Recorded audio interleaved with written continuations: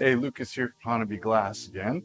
Today I'm going to show you how to do a wrap and rake. We're going to keep it really simple this time. Going to use just one color changing color, and that's it. There's many different ways to do this, and I'll do a couple other videos of other versions of the technique, but the first one's going to be very simple. So let's get started.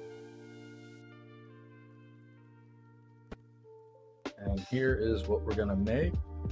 I know it's not a great view right now, but we got a picture up next. Nice up close look at it. There you go. You can see all those beautiful little bees. Now, this is what we're going to use. Some 1-inch heavy wall, some North Star Blue Moon, a couple of 4mm or 5mm rods, paddle just in case, as well as a zip up. All right, this is take 2. You'll notice that the camera angle's different than the other ones. That is due to the fact that my arm was in the way for the wrapping process of this, so I had to reshoot everything. Anyway, let's get started. So start by preheating the tube that you're going to use.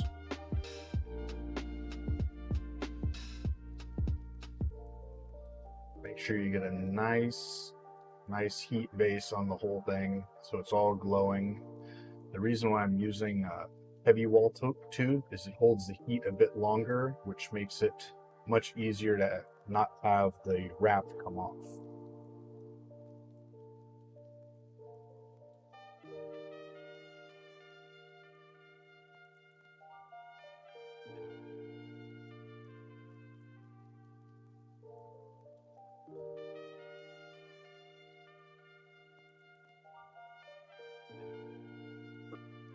Once you've got everything nice and evenly heated and nice and low throughout your whole blank, start preheating your color rod about 1 centimeter up.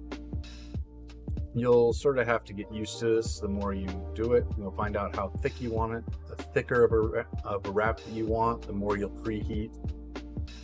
Anyway, I like to adjust my burner to have not quite as wide of a fire, but enough that it can keep it pretty well preheated. Okay. Now we're going to tag the color onto the blank.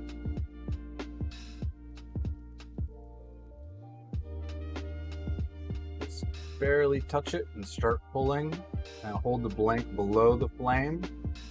And your colored rod, you're going to have it just so that it's pulling the color directly out like a stringer, but not so close that you'll end out cutting off the colored glass.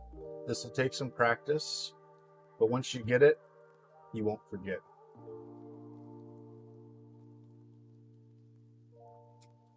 All right, let the flame cut off the glass. Just bring it a little bit closer. Get your heat up, grab your paddle to make sure nothing pops off. If it does, you can use the paddle to put it right back into place. Now make sure to get everything heated up in the neutral part of the flame. You don't want to kick off too much of that silver. Grab your 4mm rod and start preheating everything a little bit. All of this involves a lot of preheating. And you see this part where we tagged it on right there? I like to start my first rake right through that. It seems to help keep everything onto the glass a lot better.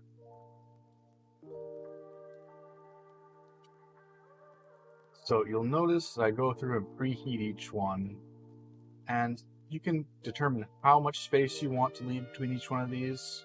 This time I just left a little bit. There's, again, other techniques of the wrap and rake where you can wrap and then rake it in one direction followed by the opposite direction.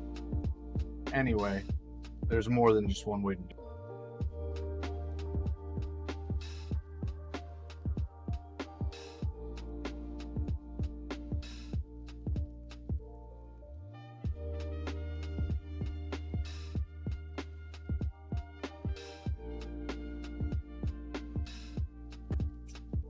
Make sure not to overheat all the colored rings that you have on there.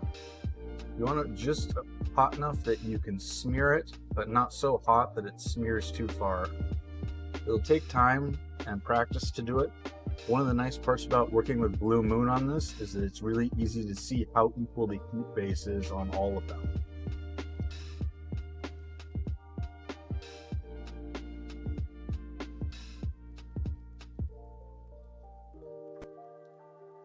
Another trick for this is when you're doing it on something that's bigger, you want to make sure to go back and preheat, or I should say reheat, the far side that you've been working on so that it doesn't crack. And typically that's on, 1.5-inch tube or bigger, just because it takes a lot more time to go around a piece. This size, if you move quick enough, you don't really have to worry too much about it. As well as the other nice part about it being the thick, heavy wall tubing is you're not going to actually warp the clear glass that much. Medium wall and standard wall tend to get a little bit puckered on the inside.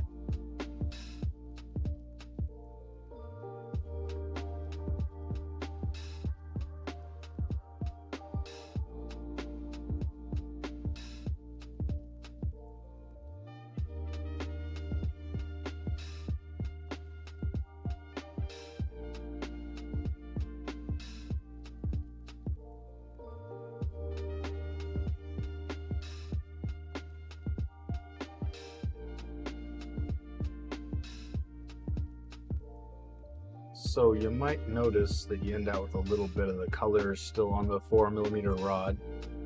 And when you go back to the top and stripe it down, you don't really need to worry about the little bit on the top that much, because you're going to end up cleaning that up if you end up using it for anything.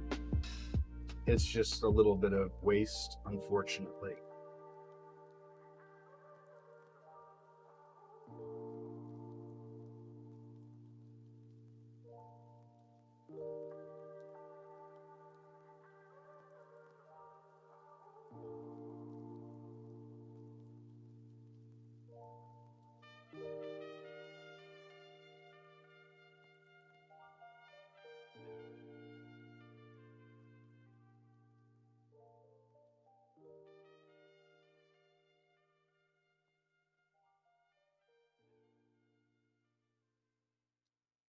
And then we're going to go back and reheat the entire thing. I don't actually finish the complete part of this because I don't know what I plan on using it for later. Maybe I'm going to make a cup, maybe I'm going to do a cut and flip. Not exactly sure, but the thing is that you don't want to fully melt it in until you plan on deciding what you're going to use it for.